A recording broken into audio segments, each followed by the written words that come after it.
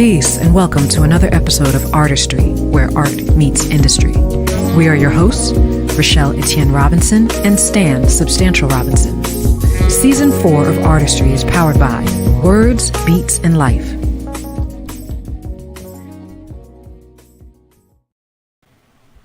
Peace, peace, peace, and welcome to Artistry, where art meets industry. We are Rochelle Etienne Robinson and Stan Substantial Robinson. Happy Wednesday, folks. Peace. We took a brief break last week to do a little bit of traveling, but we're back, and we have a very special guest with us today. If you are joining us for the very first time, welcome. Welcome to Artistry, the podcast where we interview visual and performing artists and arts administrators to learn about their creative journey. If you are joining us for the first time, please, and you like what you hear or see, please make sure to like and subscribe to our channel. We very much would appreciate it. If you are a returning guest or returning viewer, welcome back. We have a great show in store for you today. Today's guest I've actually known personally for over a decade. Wow. I initially met Quynn back when I was working for DCPS at Ludlow Taylor, Go LT. Elementary school, and she was working with Joy of Motion Dance Center here in DC off of H Street. So our guest, just to give you a little bit of some information, right? Our guest is Quynn L. Johnson. She is a master and International Arts Based Educator. She's a social entrepreneur and performing artist. In 2022, she became a Harvard University graduate from the School of Education. Okay, all right. She is the co-founder of Soul Define, the Washington metro area's leading arts organization specializing in percussive dance.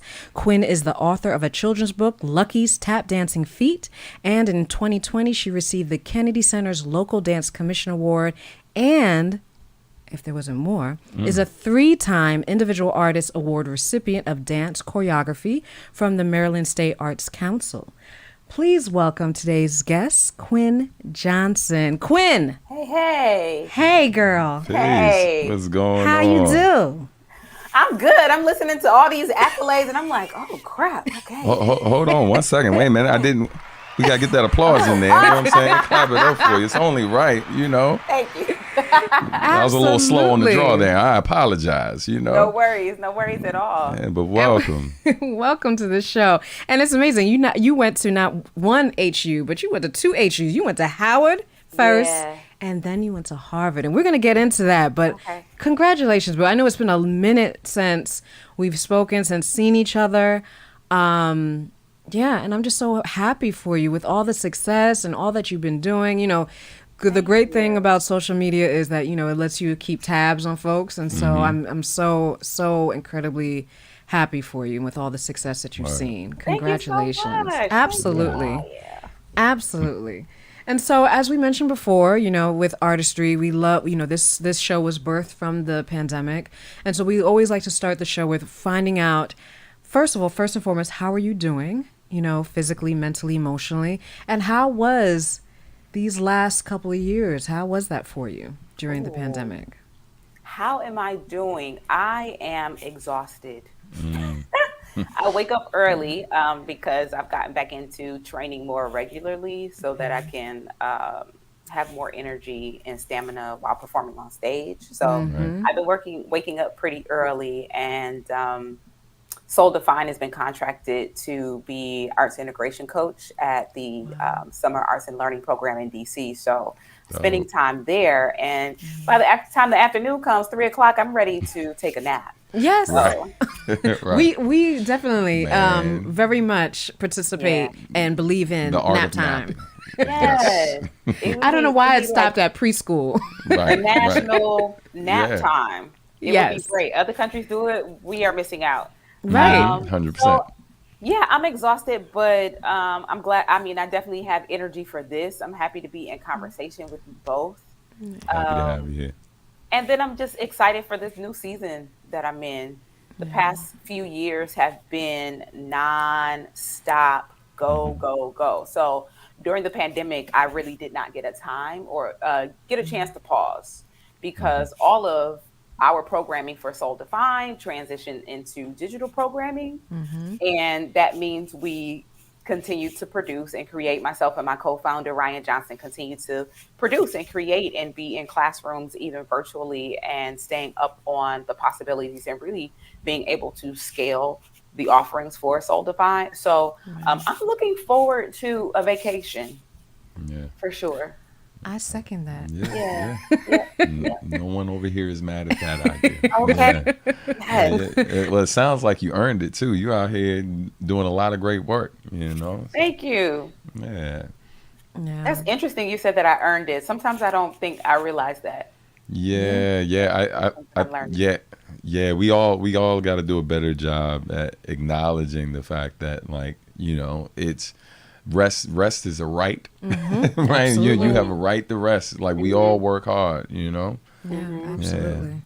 You know, we're going to go back a little bit, go back in time. So you were born and raised in Flint, Michigan. Yes. So tell us, what was your first introduction to the arts? Was it performing arts or was it visual arts?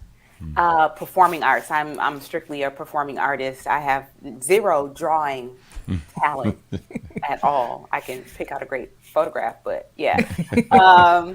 So I am born and raised in Flint, Michigan. I am the youngest of 3 girls raised by a single mother, who was amazing. She since passed on to the ancestor realm about 23 years ago. So my mother put all 3 of us in dance at Creative Expressions Dance Studio, which is the area dance studio, predominantly Black.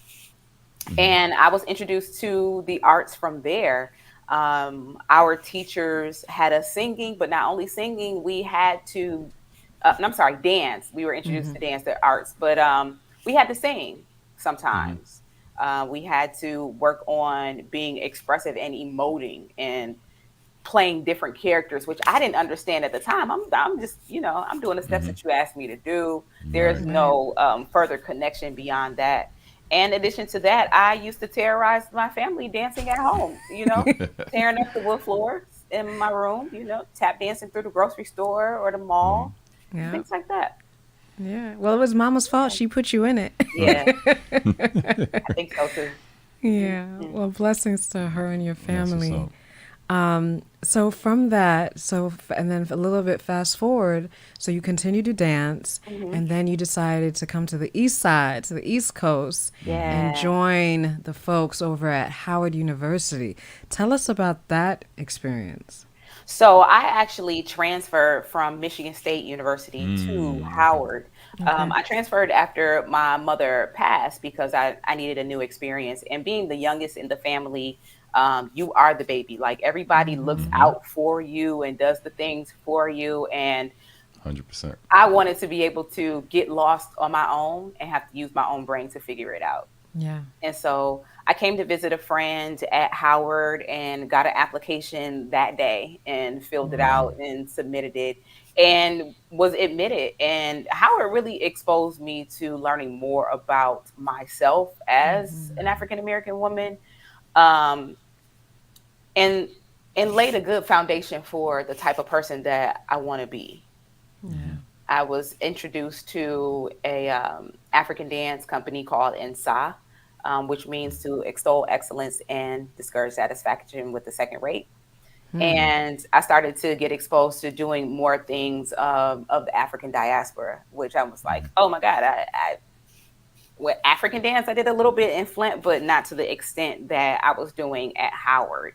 And also it exposed me to a huge network. I know a lot of times people think historically Black colleges and universities, everybody there is like you.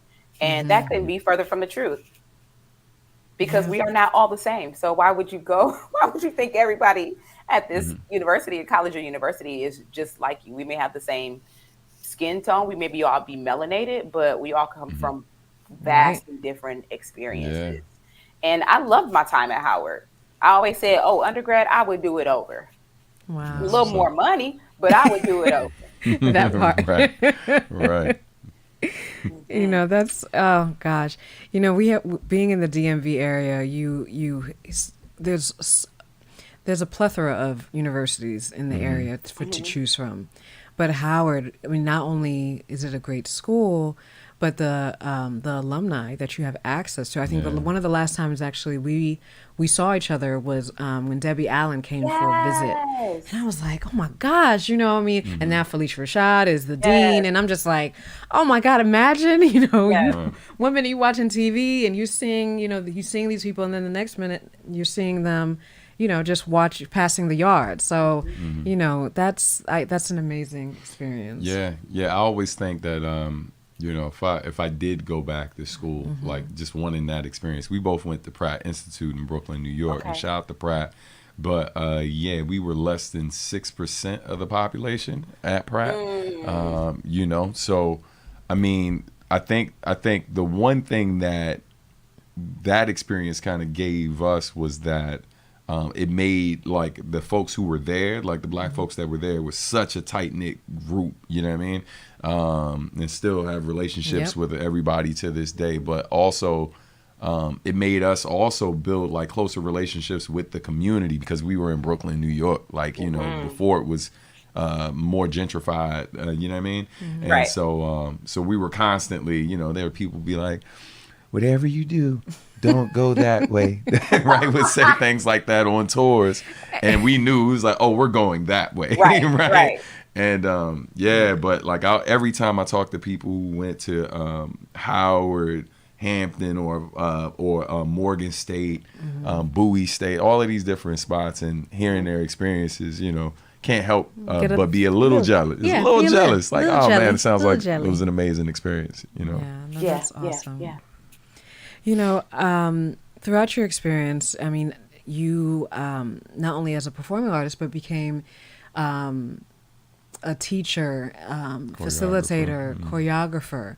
So tell us, how did you transition from becoming, because you're still very much a performing artist, but you got into the teaching route as well. So tell us about that. Ooh. So that, I'm going to have to take you on a little bit of a journey. Okay, because, we're ready. We're strapped in.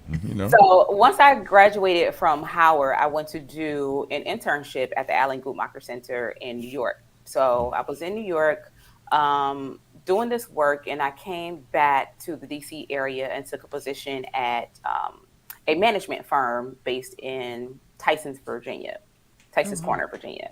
Okay. And I'm waking up every day early in the morning to sit in traffic. I have to wear this navy blue suits and things, and I'm sitting here bored at work. I'm literally Google chatting with my friends because I'm so bored. And what happens? I got fired. Wow. So not only did I get fired, but I suffered a very traumatic accident in my home where I almost severed my feet. Whoa. Yeah. Whoa. So the experience of having to regain my physicality, being able to walk again, and not only walk, but to dance, I had to go through a lot of physical therapy. And my sister actually...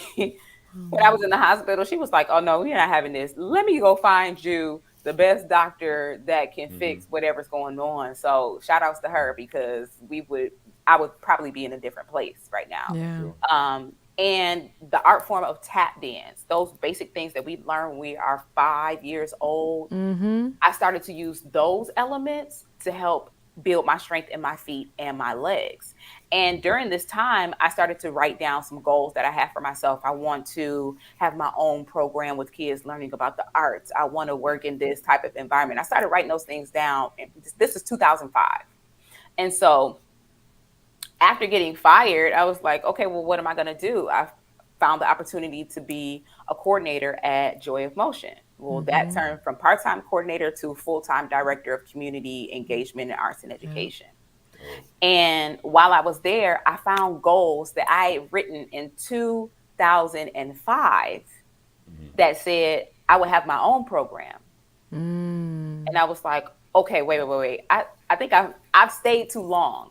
So if it's time for me to go and I have to jump and go from being a part-time artist and full-time in the office, arts administrator, I need to make sure that I'm ready. I come from a family that you're going to have to prove that you can do this, right? So my middle sister, Alexis, she does not believe in me being an artist and living check to check. So how are you going to do this and not live check to check? right? So now I have to prove to my older sister that I can do this, and my middle sister. Okay. So I'm like, all right. So it's interesting. The universe will conspire to give you what you need. I Yes. found out about an organization called Young Audiences from Maryland. They're now called Arts for Learning Maryland.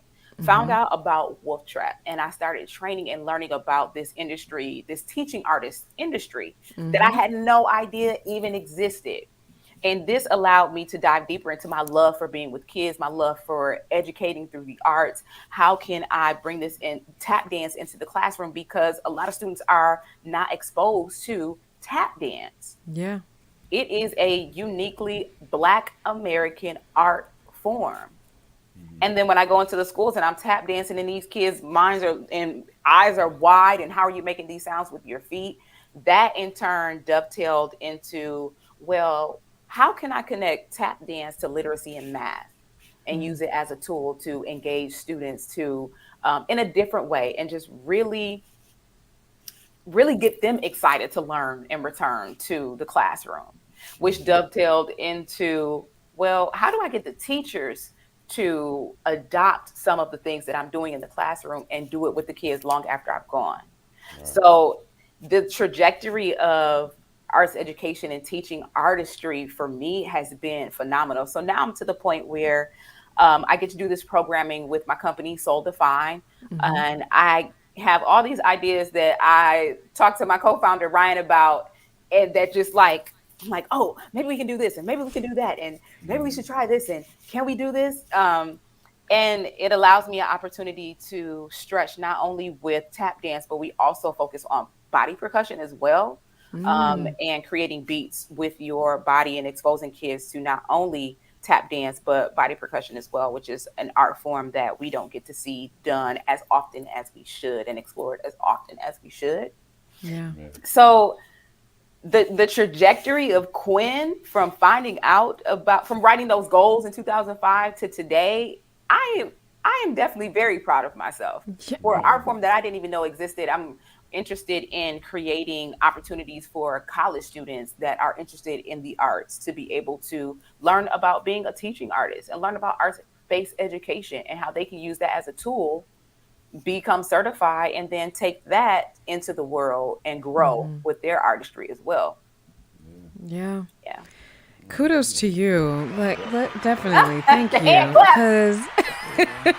Because it's to seeing the before, right? Because I remember the progression from being coordinator, Joy of Motion, to being the director, and then starting your own path. And it's great to be in an area that actually definitely supports, because those of us who are in the industry are very familiar with Wolf Trap and Young Audiences, and you have been awarded for your work, because not one time, not two times, but 3 times receiving an individual artist grant, which is not, for those who are in the industry, I could tell you now as a former grants manager, it's very competitive. It's merit-based. You have to you put your best foot forward. And, there's a lot of people that are, competing for sometimes a little bit of money. And so to receive it once is a huge success, but 3 times, okay, boo. So you gotta give us the cheat code. So, no, but in all seriousness, in applying, for our audience, let's talk about that process of applying for the grant. In your experience, what do you think people are looking for? What advice do you have, as far as what people should be including in their proposals? You know what? Before you can even apply for the grant, you have to know about it, and 2, you have to feel like you are worthy of it. Yeah. So there is a little bit of what's the word I want to use?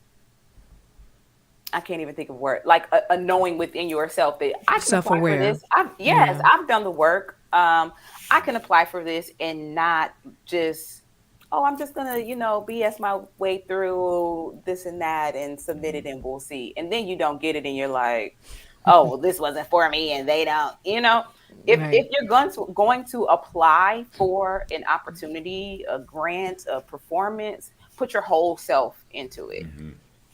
make sure that you have things prepared that show what you've created, what Yeah. you've done out in the world. So having electronic press kit has been something that has been helpful for Mm-hmm. myself as well as for Soul Define the company. Um, and having a biography, like somebody can write up the things that you've done for you if you feel like you're not a good person with words. A lot of times I would lean into some of my friends. I have amazing friends that also graduated from Howard University that are amazing wordsmiths. One of them is in the chat, Niambi Winter. Amazing wordsmith that I can like I typed this up. Let me send it to you. Let me know what you think. And she'll be like, no, no, yes, no, no, no, no. So using your resources, a lot of times we want Yeah. to reach up and grab to people and Mm-hmm. network with people, but it's also important to reach across to your Yes. side and who's in your immediate surroundings that has that thing that you don't have. And it's okay to ask for help. Mm-hmm. And build your build your toolkit. Have video, Mm-hmm. even if it's on an iPhone, of the things that you have done. Mm-hmm. Don't second guess. Is it going to be good enough? Is it the best product? Because a lot of times those things will stop us from even doing the thing. Know that you are good enough. Know that you are going to try your best and submit your best work, and go Mm-hmm. from there. Shoot your shot. Yeah. Oh, I will shoot my shot at a lot of things, and if it lands, perfect. If it doesn't, okay, I'm on to the next shot. Yeah. mm-hmm. I'm so happy that you mentioned the very first thing you said is first you have to be aware of that it's even available. Mm-hmm. Because, I used to work for the Arts Council in Fairfax. Hmm. And one of the things that I've realized is that particularly us, Mm-hmm. for our people, we're not necessarily aware of all the resources and opportunities that are available to us. Mm-hmm. And so you With the have to, exception of DC. DC yeah, is DC. definitely not, we know DC, but when you step outside of DC, a lot Yeah. of times we don't know about Yeah. those opportunities. Yeah. Yeah. Yeah. I mean, but DC has a bigger budget Oh and yeah, they can 100%. market and promote, and folks are very much aware. And the network is smaller. It's very Yeah, tight for knit. sure, for sure. Everybody knows each other. Hmm. But yeah, I think that's the very first step is just being aware. And one of the things that we do with our business is making folks aware of different opportunities that are Opportunities out out there. there. And Hmm. exactly with what you said, making sure that you have a great portfolio of work, you have a great body of work, have Hmm. videos, have evidence, have articles, whatever you have, you can compile together to basically put your best foot forward and to show and prove that you are very, much worthy. Because with these merit based, and for those that don't know, with merit based scholarships, grants, it's based on your experience. But the money that if you are able to be awarded that money, unless they give a stipulation as what it can be used for, you can use it for Hmm. your own personal development. If you're going to travel, it really depends on what the regulations are for the grant. But sometimes hey, you need like we talked about vacation earlier. Yeah. You need a vacation because you've been Yeah, working. Guess what? You can use that for Right. that. So, Right. yeah, yeah. 100%. The other thing I wanted to co-sign on that you said about, instead of reaching outside of your network, a lot of times tapping into the people you Mm-hmm. know. Absolutely. Any of my students watching this right now, you see what I'm saying? Yeah. You see what I'm saying? Like Yeah. that is something I stress to people like all the time. Especially if you're blessed enough to go to college, right? Hmm. Like there's so many great people, college, high school, wherever. There's so many great people that's going to come out of that institution to go on and do amazing things that Hmm. you're going to build relationships with that you can reach out and tap at Yeah. any given point. Like, Yeah. especially if y'all keep in contact. Mm-hmm. And I mean, that's the only reason why we're here right now, Hmm. right? Hmm. So Right. You did you want to take the next one? yeah, for sure. So you're co-founder of Soul Define. How did you first develop your style, and how would you define how would you define soul? And we're talking about Ooh. soul, Come on. SOLE. You know what I'm saying? You Okay. know what I'm saying? Soul, but soul. Man, how did I create my style? Is that the question? Yeah. How did you develop your style? That's interesting because growing up, I always wanted to dance like another person. whether it be pictures of Savion on my wall or That's where it starts, right? For a lot of yeah, imitating. idolizing, imitating, and that's where it started for me. Like I would look at the styles of people like Savion, people like Dormeshia, people like Diane Walker, and want to emulate those styles. And it's something about some switch that happened around college and being in the company inside, learning about more dances of the African diaspora and how my body naturally moves, and how can I create the essence of Quynn that is uniquely me, and bring that to the stage and no longer mimic other people, because their styles are inspiration to me. But I don't need to mimic that. I need to figure out who am I in the dance.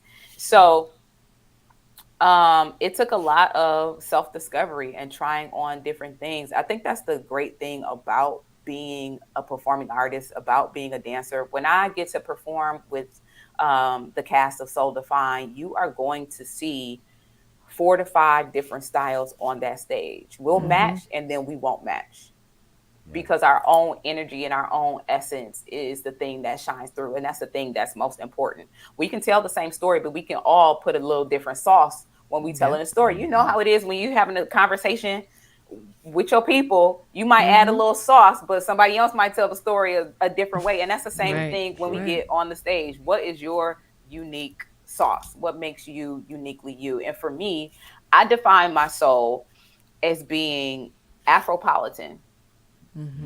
So I love dipping into things of the African diaspora. I love one thing that I'm exploring a lot is sand dance.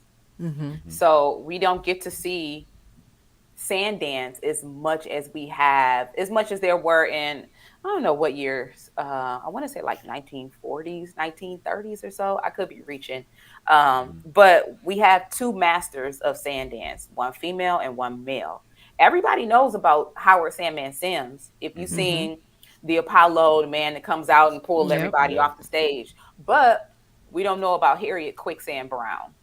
I only learned about her while researching you. Yes. I mean, and this is somebody that I didn't know about when I first started to explore rhythms and creating rhythms in the sand. I was looking at Sandman, but I was also looking at the influence of dancers from Botswana. And the way that they create rhythms in the sand. And then I came upon Harriet Quicksand Brown and was like, oh my gosh, she looks like me. So now that I know about her and was able to find more information on her through a contact at the Library of Congress, I want to know about her life. Like, what was she like? She grew up in Chicago, dropped out of school. I want to say what we would consider to be middle school, high school, to be in the chorus line, where she couldn't fit none of the costumes because everybody was an adult and she was a teenager, but she wanted to be in the chorus line, to going from there to New York. And according to her, everybody was doing sand dance, but we only know about a certain group of people doing the art form. And I mean, that could be history's fault. I have no idea. But I'm glad to be able to know her and to be able to speak her name and to be able to explore some of her work along with things that make me uniquely me as well. And Soul Defined, Ryan and I titled the company Soul Defined because there's a lot of times we want to put things into a box, because if we put it in a box, then that'll help us understand it and identify it in a specific way. And so when we talk about tap dance, a lot of people, well, the first thing they do is like move their feet. Oh, tap dance, and want to move their feet around. And I used to tap dance when I was 5. And okay, great. I don't want to take that energy or excitement away from you, but now that you know that I'm a tap dancer, let's dive a little bit more deeper into this thing. And sometimes people will try to say, "Oh, well, are you a rhythm tap dancer?" Or no, they say tapper. Lord help us. We are not tappers. We are tap dancers. Just like there are not balleters. They're ballerinas or ballet dancers. Right? They're not jazzers. They're jazz dancers. You know what I'm saying? Let them know. They're not Lindy-ers. Lord. We're not tappers. So I'm getting off course. Sorry, I had to take that. But No, you are. they'll try to put us This in a box. is why we're here. Yeah. Like Yeah. for the people that know, they can feel confident watching the interview and learning about you and saying that that's right. She knows what she's talking about. And then for the people that don't know, they can they can go ahead and get that gem. Yeah. But Stop saying tapper. yeah. But what I was really about to say was so people try to say, are you Broadway tap? Are you rhythm tap? And for us, all tap dance has rhythm. So how you specifically define your soul? How do you define your soul? The SOLE, the foot soul, your SOUL soul. How do you define your soul? What is your say in this thing that we are creating? We are borrowing this art form. We don't own it. I didn't create these steps. I learned these steps, and I'm doing them in a specific way that tells a specific story. But this art form has existed for decades and centuries beyond me, and it'll continue on after me. It's a global art form. So. No, we appreciate it. For those just tuning in, we're talking with Quynn Johnson right now. Amazing artist, tap dancer, not tapper. Not right? tapper. Come on now, we don't want to cause no problems out here. So stop saying tappers. You know what I'm saying? Hashtag stop saying tappers. All right. But we're going to take a quick break before we come back with more Quynn Johnson, because we want to make sure that we shout out our amazing sponsors. Shout out to Words, Beats, and Life, doing amazing work in the community. So we're going to take a quick minute to hear from them, and we'll be back with more Quynn Johnson. Y'all hang tough.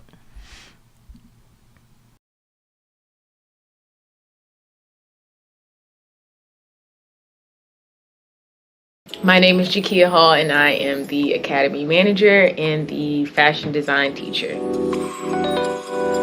I've always been creative on my own, but being able to actually express it through a medium and being able to showcase to others the type of creativity I had probably helped me in the best way in terms of confidence. I've always been passionate about keeping the youth in the arts. It wasn't really an outlet when I was younger. Being able to showcase that to younger students who at a time may not have someone that is telling them that being an artist is a real career, and also being a Black woman, of course. Being able to be that figure for them and let them know that if I can do it, you can do it, if not better. That's why I'm at Words, Beats, and Life. Enroll in my fashion design class today at wblinc.org/academy.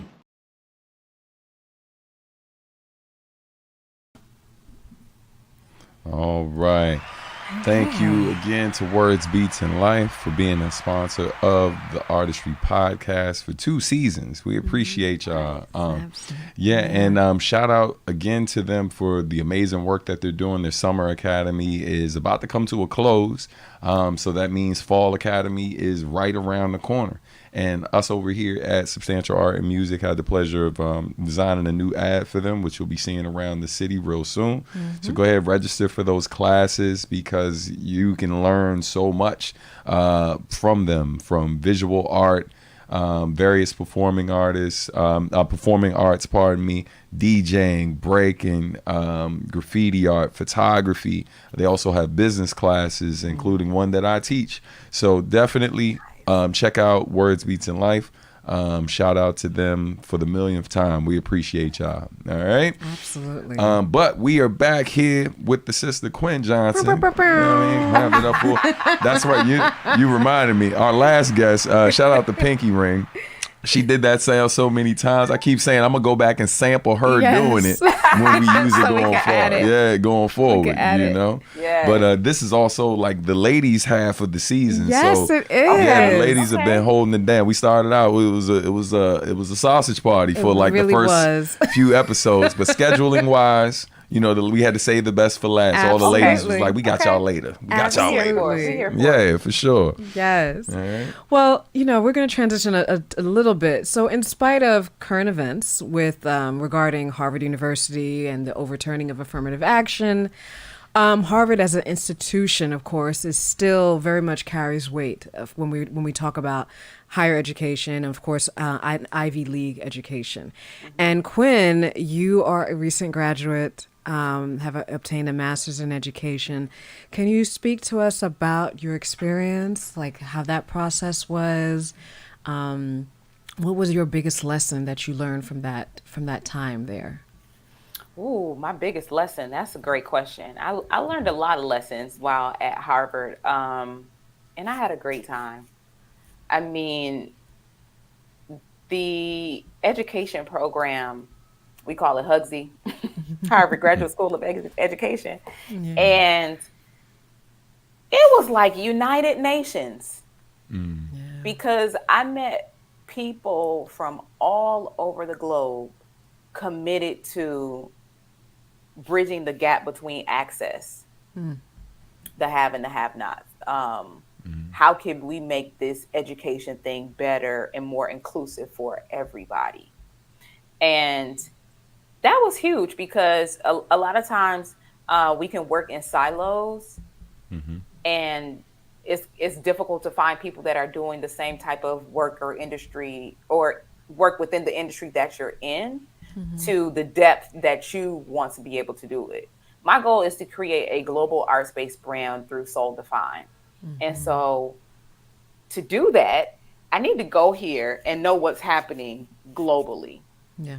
So meeting people from Pakistan, meeting people from Bangladesh, meeting people from the UK, people from Colorado, like what are the things that are happening in our educational dynamic, and what can the arts do in this situation? So a lot of times I'm the only professional performing artist in any of my classes. Everything was very heady, very very like thought provoking, you know, and asking you to dive deeper into the conversation, not be surface level. And I love that because it allowed me to push past the things that I know and build a new language and a new understanding for where I want things to go. So I mentioned that Soul Define had to transition its programming, as everybody did over COVID, to being digital. Well, I took a course at Harvard around, it's called Informal Learning. That's the name of the course. Professor Joe Black. And who does he contract to be some of our guests for this course? Sesame Street. Wow. So I got to meet the executives of Sesame Street. One of them is a Black woman, chocolate with locks, and I lost my mind. I was like texting my family, "Oh my God, Sesame Street is a Black woman and she got locks." Like I'm texting everybody, and I really learned and gained a language and understanding for the things that we do as being a form of informal learning through media literacy. Yeah. We are becoming literate through watching Sesame Street. Yeah. But we won't acknowledge that Sesame Street is one of our foundational tools for building language, for understanding math, for building social emotional learning skills. No, it's just a TV show. I'm gonna put my kids down. They're gonna watch Sesame Street. I'm gonna go watch my stories and do whatever I want to do. Right. It's bigger than that. Yeah. And being able to participate and be in some of the classrooms and conversations at Harvard. Oh my God, my professor of social entrepreneurship and education and innovation, Mr. Professor Fernando Reimers. When I tell you I'm sitting in class and he is literally challenging me specifically to speak up and use my voice, he asked me a question. I was like, I don't know. He said, "You do know." Okay, I do know. Yes, sir. Right. Okay. Yeah, here, Jedi mind tricking you. Look. And in actuality, I did know, and it was he was really creating a safe space for me to try it out. And if it don't work, let's have a conversation and figure out where do we need to go. I was able to start to build a project that's a digital learning tool, a digital arts integration tool called Lucky Learning, which connects to my children's book, and an opportunity for educators to be able to watch these lessons and videos, try it out in the classroom with your students or do it on your own, but build their own specific acumen in arts integration and how to bring movement into the classroom so that they feel comfortable after I've left the classroom to continue doing the work. So Harvard exposed me to a lot. I think the biggest thing that I was skeptical, like, oh my God, I have not written an academic paper in years, decades at that point. Like, can I do this? Right. Yeah. Can I do this? And that was the biggest question. A friend of mine, Aisha Upchurch, who's a professor at Harvard, had to come over and be like, girl, get it together. Yes, you can. Come get this currency. You've already been doing the work. She literally said, you've been doing the work. Come get this currency and let's go. And you end up building a network that can travel with you for years. I had a great time at Harvard. It was kind of nerve-wracking to know that I had to leave this bubble that I was in and go back into the world and apply a lot of this material because it became a safe space, a challenging safe space. Right. Right. Yeah. No, but I appreciate, and one of my takeaways from listening to you is that also being able to own the narrative, because I think what happens with, particularly with art, but particularly Black arts, right, is that it'll travel far and wide, and then folks end up taking ownership, which, you know, it happens naturally, but then don't know the history, don't know where it came from, you know, don't know the story behind it. And so I commend you again for what you're doing with Soul Define and showing, you know, the history of where this came from. This is not just something that popped up. Like, this is from, like you said, centuries of people, and it has evolved and has changed and has morphed. And, you know, so I think that's just as important as well. Yeah, 100%. Acknowledging the contributions of those who came before Absolutely. us, right? Oh, we have to. Yeah. Yeah, 100%. Yeah. We didn't do it by ourselves. We didn't create this thing by ourselves. Right. I am literally living in the house that Tap built. I like that. I like that. Yeah. I didn't get here on my own at all. Yeah. Right.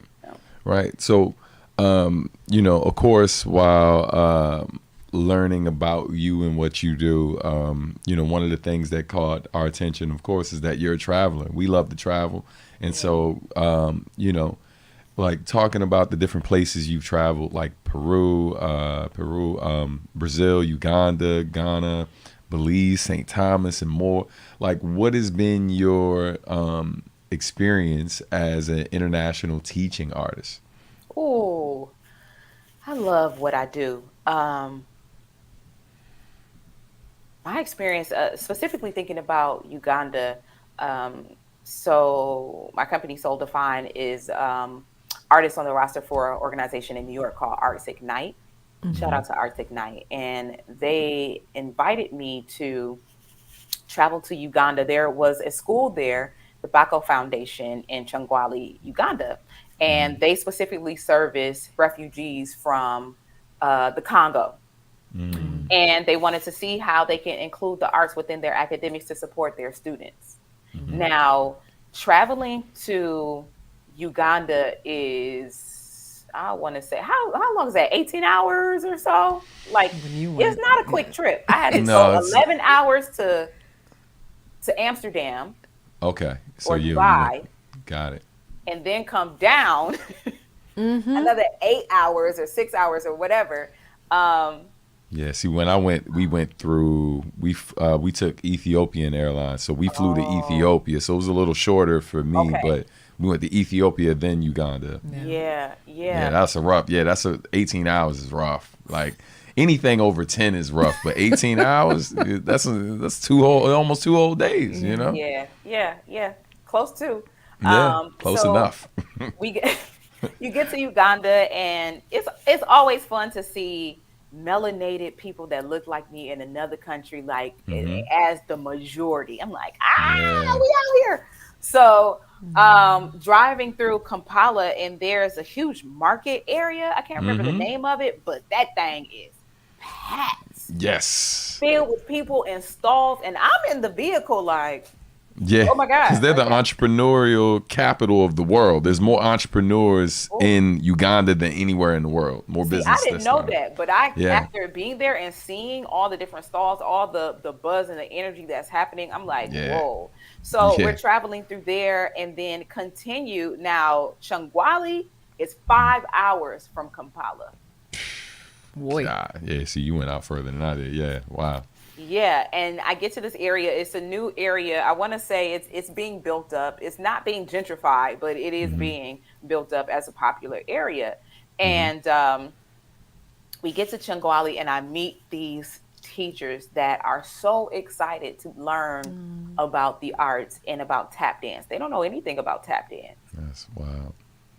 So, how am I going to get you? This is always the question, whether I'm in the US or I'm on the continent. How am I going to get you to understand this art form and be Hmm. able to replicate some of its elements with integrity?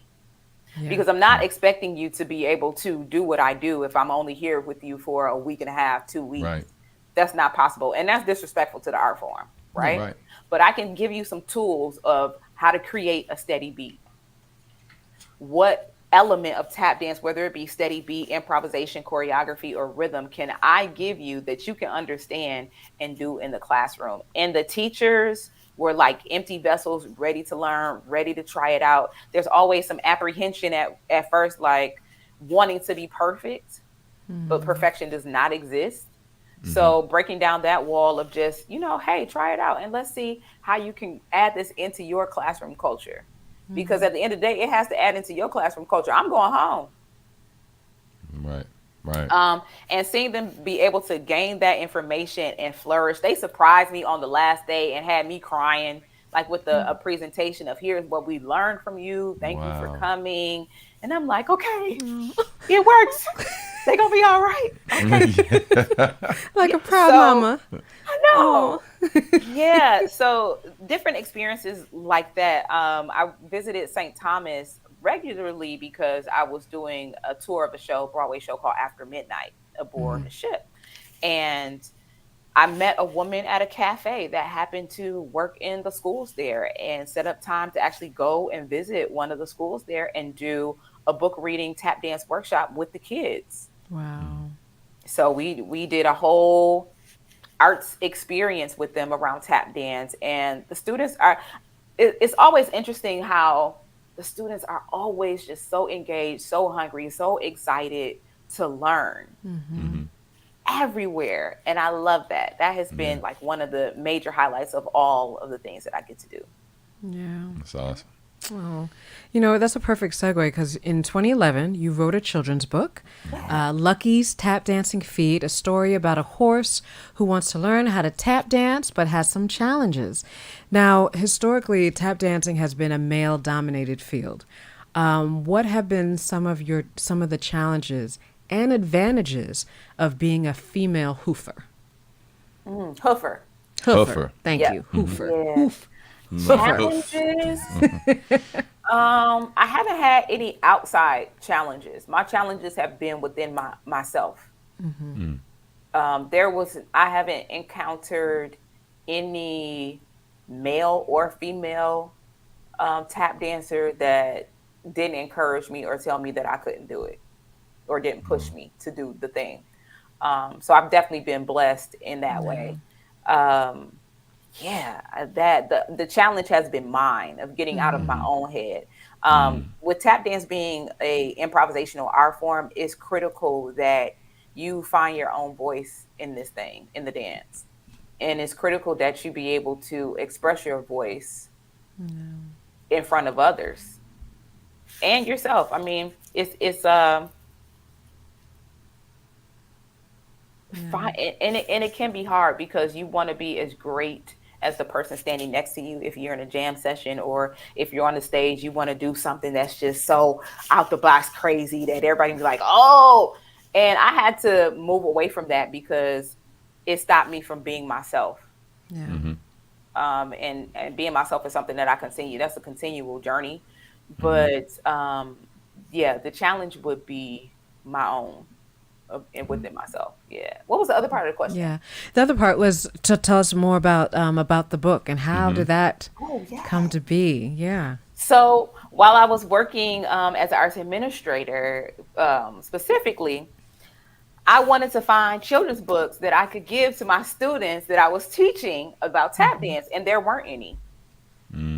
And I was like, oh, maybe I'll create like a tap instructional book. And I was like, I don't want to do that. And I remembered that I grew up loving to create my own stories and writing my own poems. And I say I'm not a visual artist, but I used to like draw stuff and put it on a hat. Y'all remember those little paints that you could stencil on the shirt?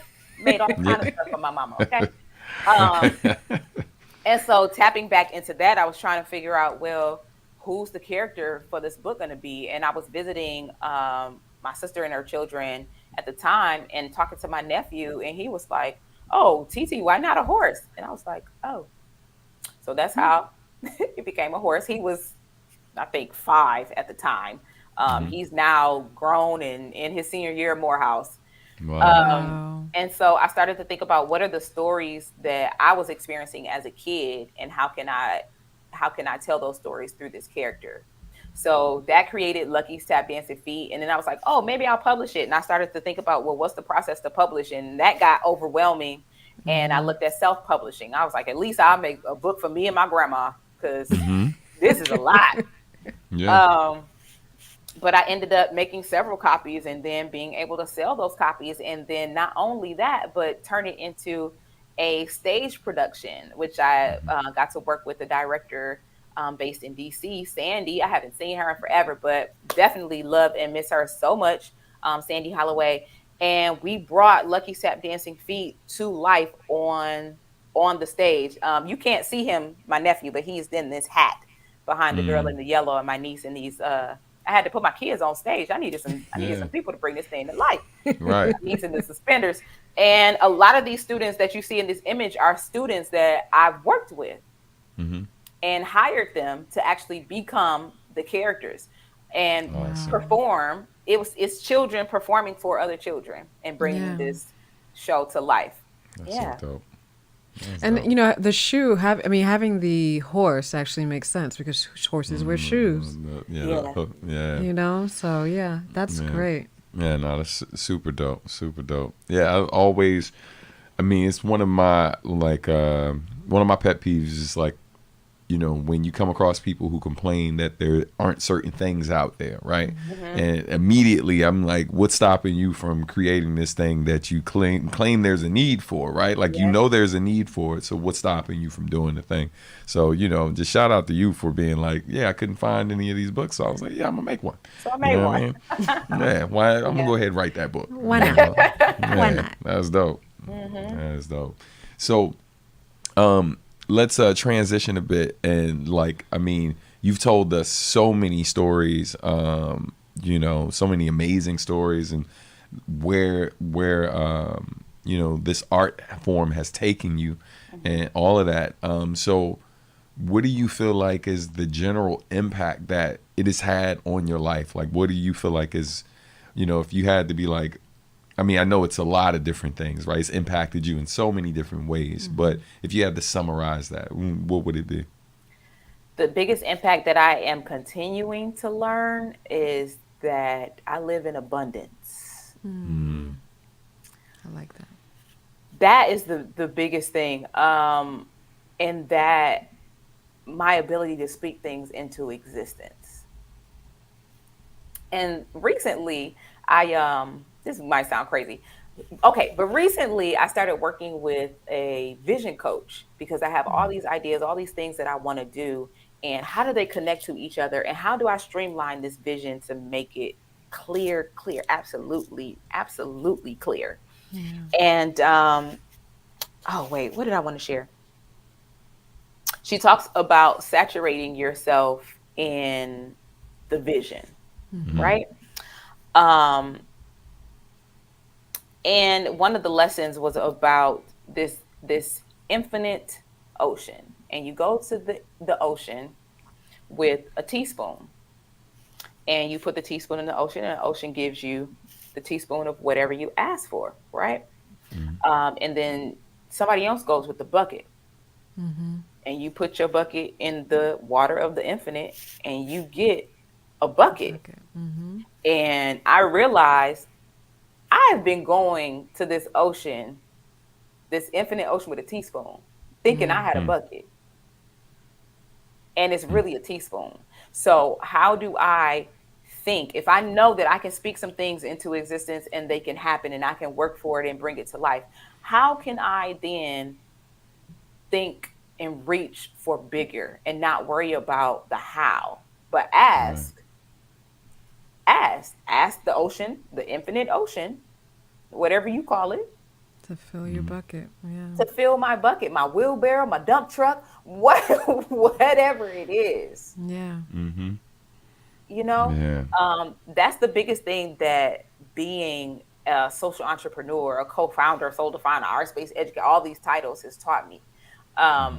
What am I asking for? What is this vision? How does it all connect? And how can I go to this ocean of the infinite with my bucket and get it filled and bring it to life and not be so worried about the how? My job is not to worry about the how. That's God's job to worry about the how, which is crazy because anytime I have an idea, I'm like, okay, I could do this and this. And then it's like, wait, how am I gonna do this? I ain't got no money. Like, what are we talking about? And which she's teaching me to go back to the vision. Your job is not to worry about the how. The how to is not up to you. Like, go back to the vision, saturate yourself in the vision and let that be your guide. So when these negative things of how am I going to do this and all the detrimental things come into play, go back to the vision.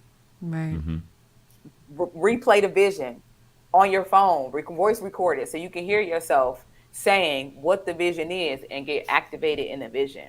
While I was at Harvard, I had to do, y'all know Insecure, when Issa's in the mirror doing her rap. I had to create a rap for myself to pump myself up. And then I would walk to campus saying a scripture. I believe God can do exceedingly and abundantly above all that I can think or ask because I honor him. His blessings will chase me down and overtake me. I will be at the right place at the right time. People will go out of their way to be good to me. Like I had to say that over and over in my head and know that I can speak this thing and it can happen.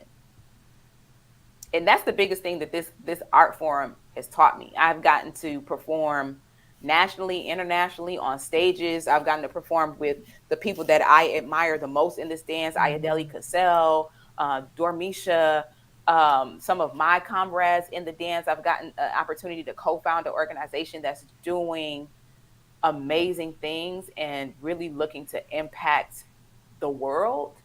And we can speak it. And it's not always easy. It's not just like, I dream of genie, wiggle your nose and it's gonna come up. No, you still gotta put some work in there. Like, absolutely. But knowing that your voice and my voice has power has been like the biggest thing that I've learned and I continue to learn. Amen. Yeah. That's a word. Clap it up for that. It's a word, a bar. Okay. So it's I was about to say too when you were talking about your Issa rap. You know what I'm saying? I'm like, you remember your verse? Of course I do. Okay. I don't know if we can curse on the podcast. Listen. It's been the episode been curse free, but we do. So if you do what you got to do. Okay, you ready? We ready. They go like this. Cause you the shit, you the top of the list. Cause you the shit, you make programming and just don't quit. Cause you the shit, you the leader and the boss, bitch. Innovative, so creative and intelligent. Cause you the shit, global programming, killing the game. Cause you the shit, so blessed. Yes, look at your frame. Cause you the shit, walking it, fully confident. You know the game. Tell everybody say your name. Cause you the shit. Yes. Dope, okay. All right. Yeah, right. I love it. That's awesome. That was awesome. Listen, I'm gonna have to catch myself. I'm gonna be walking my daughter to the bus stop tomorrow. I'll be like, no, can't say that in front of the baby. Let me drop her off first. You know what I'm saying? Right? Yeah. Nah, that's dope. Oh my God, that was awesome.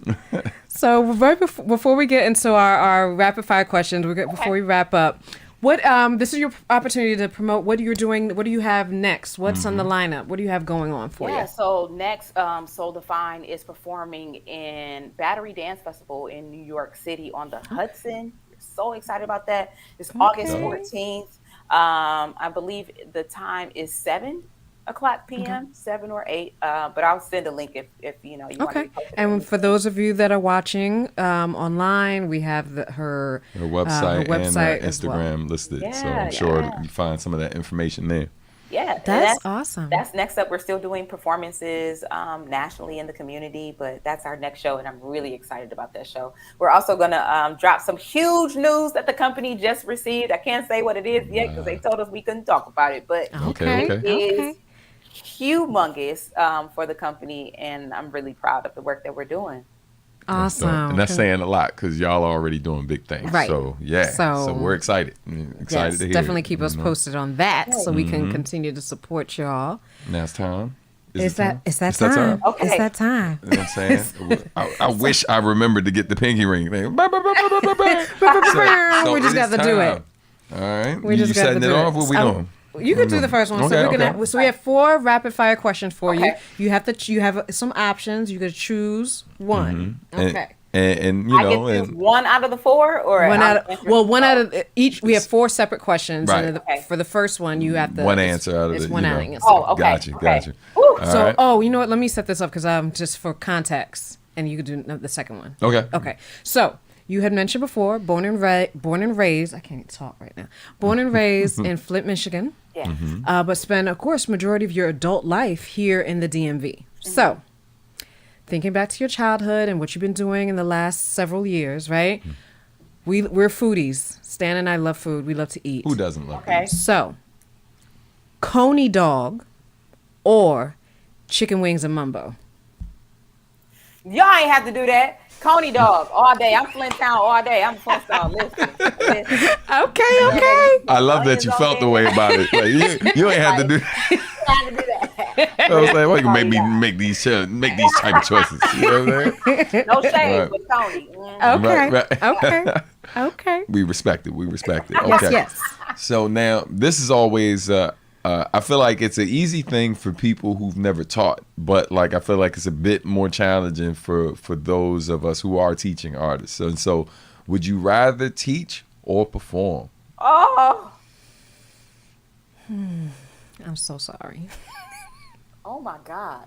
Would I rather teach or perform? Oh, they both have their ups and downs. Oh Yeah. my gosh. I know. I'm so sorry. That's hard. That's hard. I'm going to say perform. Okay. No Respect judgment. No judgment. it. Can I share something with you that my teacher said to me in high school, my art teacher in high school?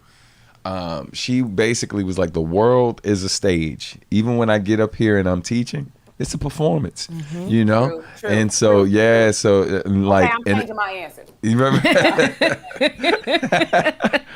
Yeah, but that definitely, it's funny. It's something that when she said it, it didn't fully click because I'm like 16, maybe 15. But when I got to New York and I started like teaching a bit more, and I realized immediately, I was like, man, this is no different than working a crowd like at a live show. It's very similar, you know? That makes me think of, you know, I be pulling stuff from way back. I was a kid and my sister used to take this class, Shakespeare type class. I can't remember what it was called because I was a kid, but I remember her saying, all the world is a stage and we are merely players. That's what that makes me think of. Yeah. Mm-hmm. Because even when you're performing, you are essentially teaching. You're showing. Yeah. Right? You're showing, you're displaying, you're exhibiting. So, Call and response. Is Call and like, response. Yeah. All right. All right. So the next one. Okay. Oh, Let me get the God. picture I'm up. All nervous. right. Yeah. Get the picture. I get the legends up. The real legends quick. up. Hold on. So, Okay.